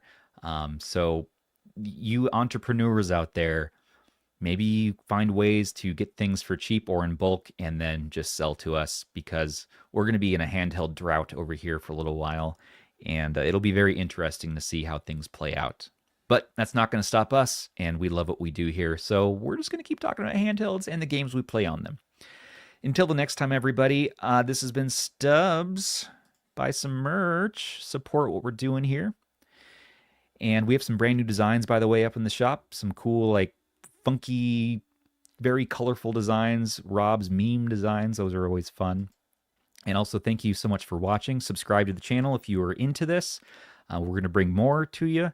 Don't forget to like and comment as well. Share with your friends. And a special thanks to all of our channel members, our patrons, and our subs who make everything here possible for us. Perks with RH start for as little as $3 a month. And join us in our Discord to chat and play games. And of course, join us on the next podcast episode, which will be Monday, where we're going to be joined by Rob the Retro Tech Dad and Ban, and talking about who knows what. My goodness, it is crazy right now. I have some fun e-waste to unbox. Some of the final things you're going to see from us for a while from AliExpress. The R36XX is one we got to look at. The Damn by SZ Dyer, the Damn DR28S. Thank you to my co-host today, Andrew. Thank you to producer Sony for just coming in clutch once again and always. You as well, Andrew. And yeah, on behalf of these dudes, this is Stubbs saying, take care of those handhelds, everybody. Here's that benchmark. And each other. Whew. Good night. Bye, everybody.